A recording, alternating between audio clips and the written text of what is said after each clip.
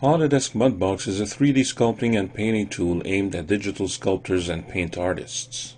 Essentially, there are two ways to look at interoperability between 3ds Max and Mudbox. One workflow is to export your low-poly model from 3ds Max into Mudbox. You then use Mudbox's sculpting and paint features to add high-resolution detail to the model.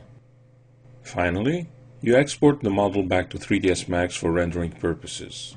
This means your final imported model in 3ds Max is a high poly count that will render nicely but may prove difficult to animate. The second workflow involves some of the same steps, whereas you export your low-resolution mesh from 3ds Max to Mudbox and add detail.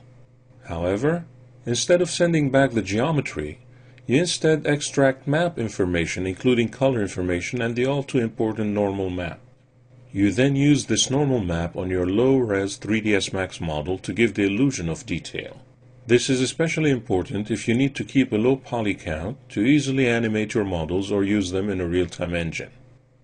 In this video, we'll take a look at the second workflow. The first rule of thumb when you create a low poly model to export to Mudbox is that the geometry should be properly laid out.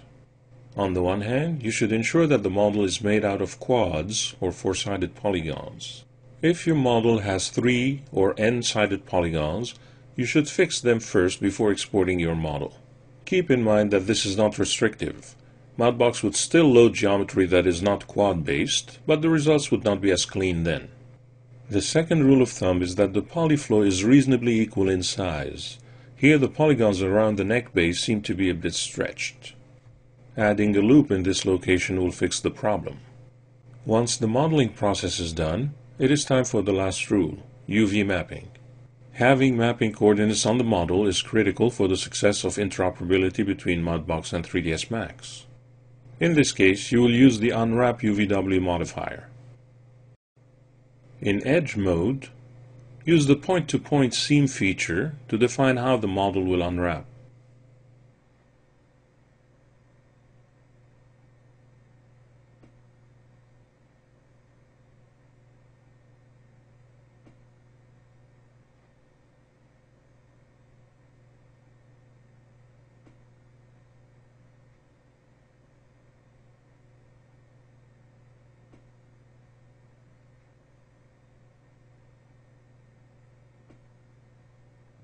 Once this is done, select all faces and apply the pelt method.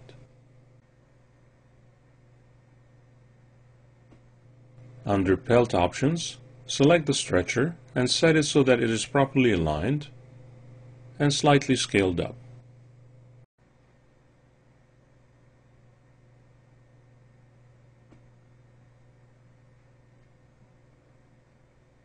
Start the pelt process and then stop it when the UVs are properly panned out. Finally, commit the changes and then scale and move the UVs so they're inside the UV box. At this point, the model is ready for export. If you wish, you can even bake the UV coordinates to the model by converting it to an editable poly object. Exporting to Mudbox is a relatively easy process. Using the Export tool, choose the OBJ format from the type list and give your file a name.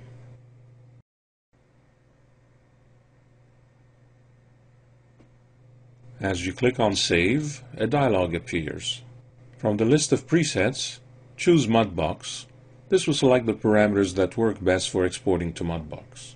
Since the idea is to use Mudbox to generate maps, you do not need to export any materials or libraries outside of 3ds Max.